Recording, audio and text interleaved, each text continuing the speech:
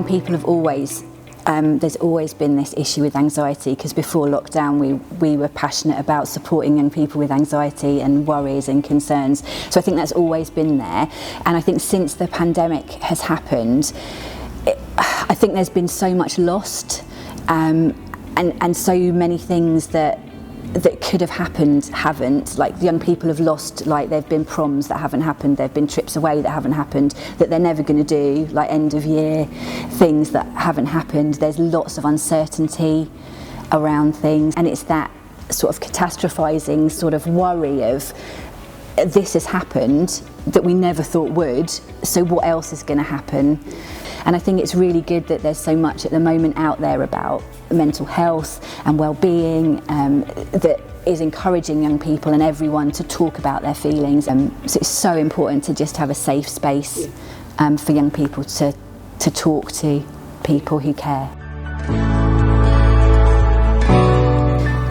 Been involved with Kintsugi Hope Youth.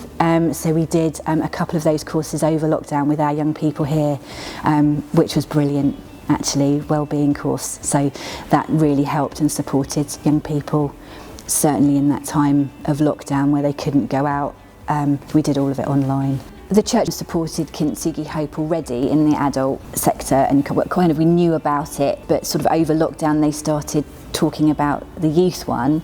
And because I've always, known that young people get anxious and need support with their well-being, I suddenly thought, wow, there's a youth, there's the resources, let's have a look at it. And they did some brilliant training online, and then it gave us the tools then to be able to run the course ourselves. The Kintsugi Hope course is great because it does the different things. So the anxiety week may really speak to one young person, whereas the anger week might be really helpful for somebody else, and you can kind of link them as well. So if you're talking about like breathing, how you can breathe and how you can stay calm, then that would obviously work with the anxiety week and the anger week, but in different contexts. We do some work in a local secondary school, Bishop Wand, and at the moment we're running a Re-Mind course, which is for young people with anxiety. So there's 10 young people involved in that course at the moment.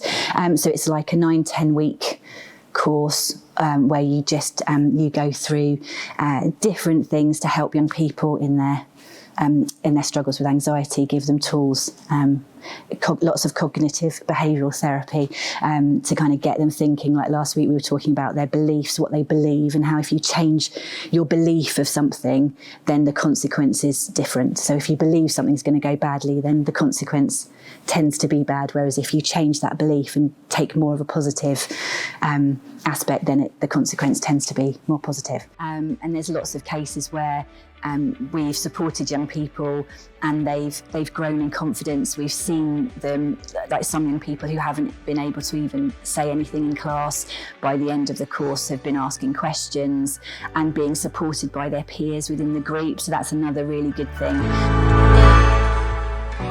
We're not mental health professionals, so you've got to there's always the signposting stuff. You'd never kind of, if a young person started saying all this stuff to you, then just go, oh, it's the end of time, goodbye. Of course not.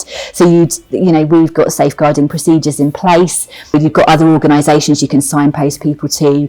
Parents and carers obviously know you're doing this course with a young person. So there's all that layer as well of safeguarding. God's just been with us throughout. The Holy Spirit has been amazing in helping us, supporting us, giving us the right words to say to young people at the right time. It's been really good, and and sort of providing the course at the right time when we needed it was definitely a God moment.